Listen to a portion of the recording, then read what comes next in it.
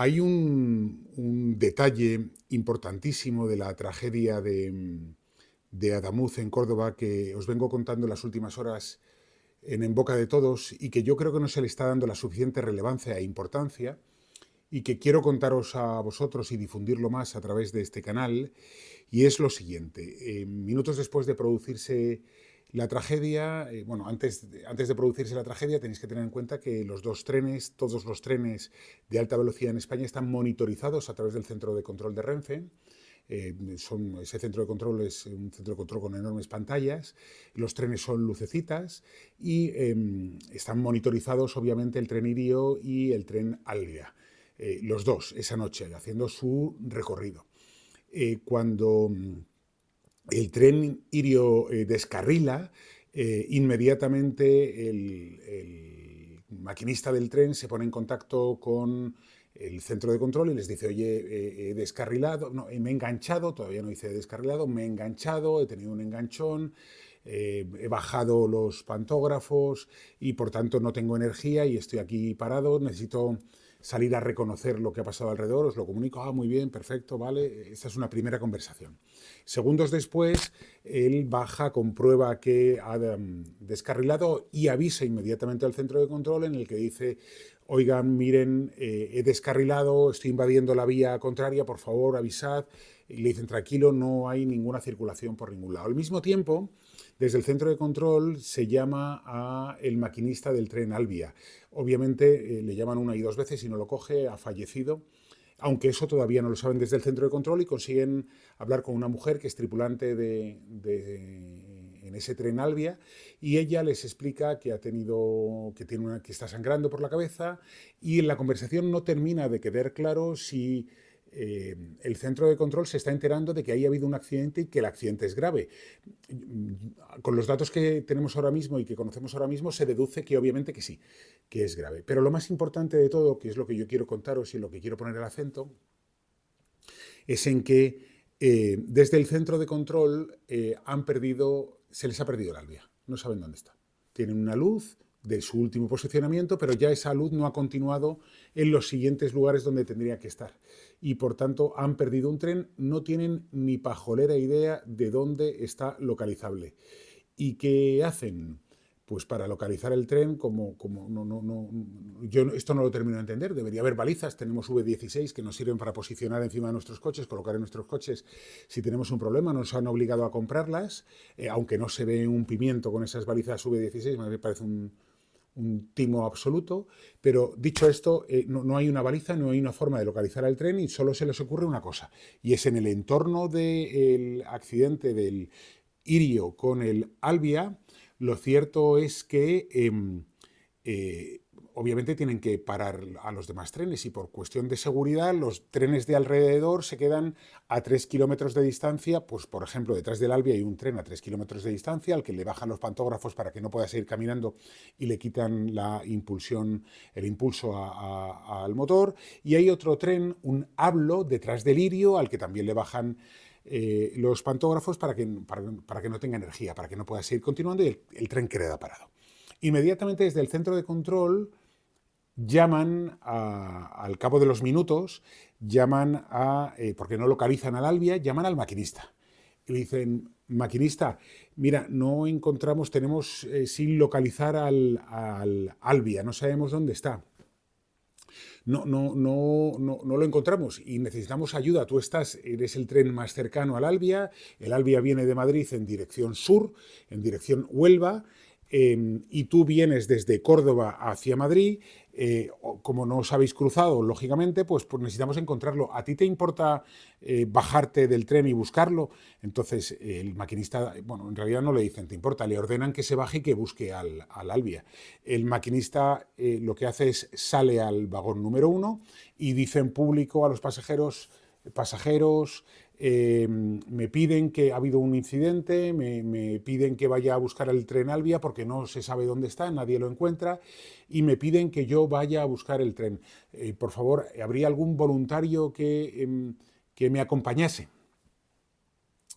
Hay pasajeros que le escuchan, los de la parte del fondo no le escuchan, y hay un pasajero de la parte del fondo del tren que se acerca y le dice, ¿qué has dicho? Que no te hemos oído bien, ¿qué es lo que está pasando? Dice, hay problemas, y le vuelve a repetir la misma historia a este pasajero. Dos voluntarios se ofrecen a acompañar al maquinista del tren Ablo en búsqueda del tren Alvia.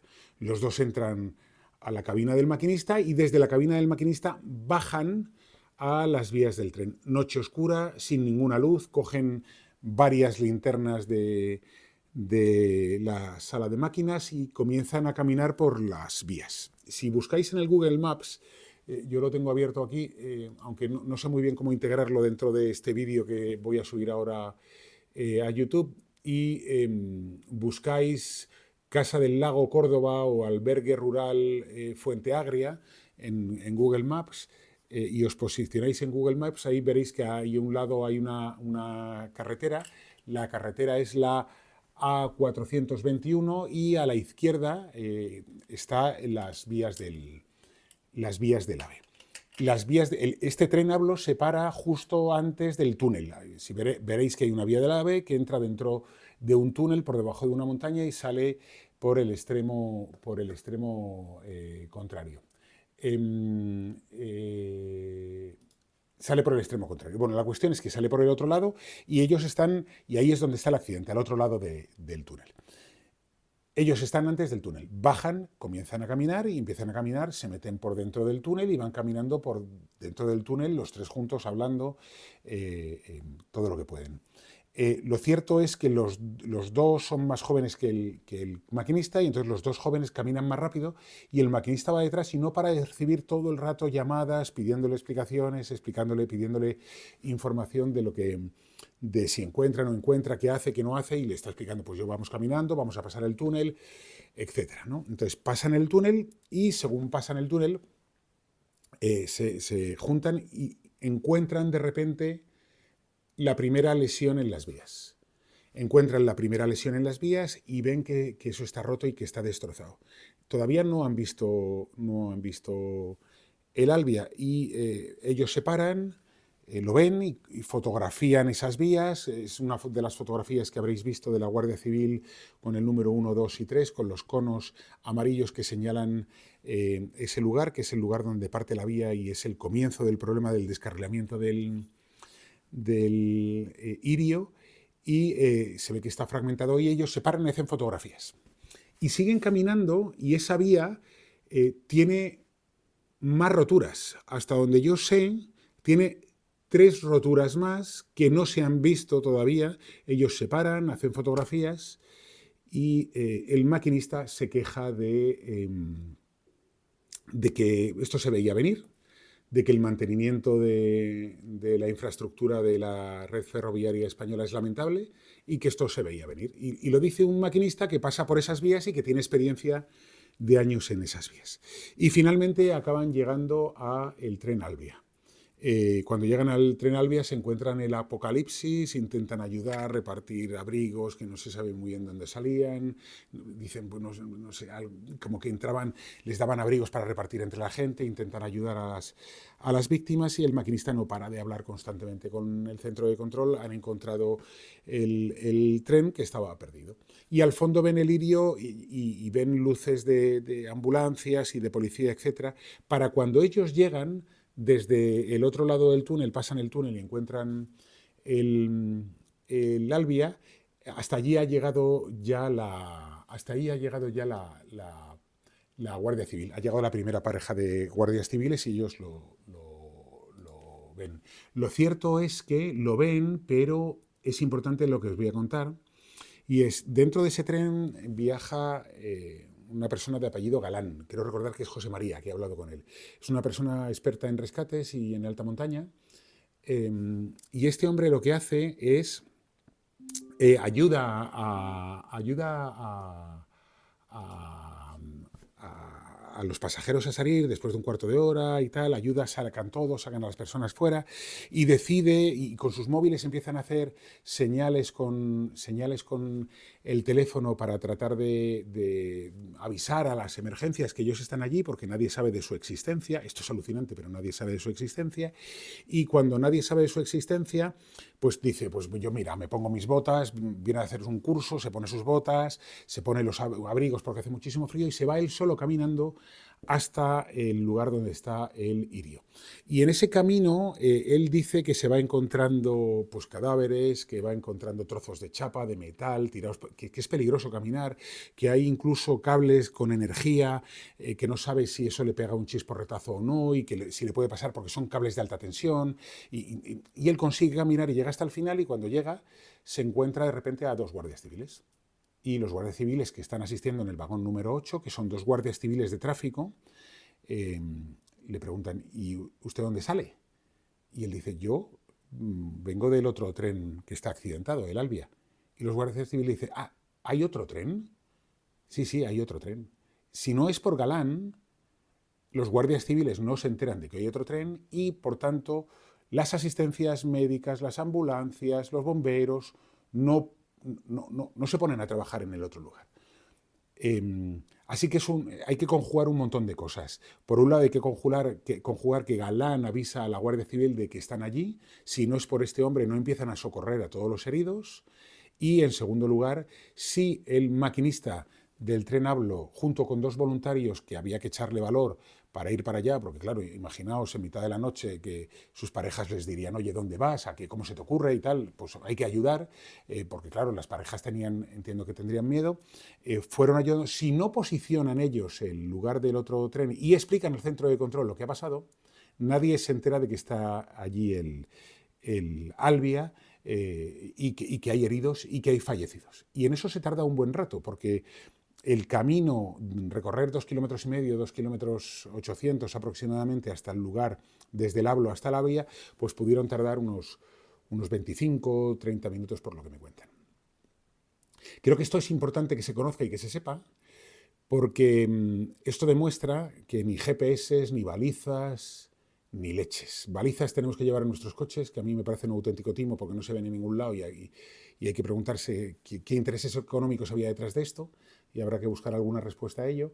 Pero lo cierto es que al final son los seres humanos y sus actitudes valientes y heroicas las que han servido para localizar el Albia, Galán yendo a buscar a los guardias civiles y a avisar de que estaban allí, y el maquinista con los 2 héroes que salieron del Hablo caminando por los túneles en plena oscuridad con unas linternas para encontrar el Albia y poder llevar la ayuda. Y esto es importante porque de alguna manera revela que no funcionaron los geoposicionamientos, la geolocalización del tren no funcionó.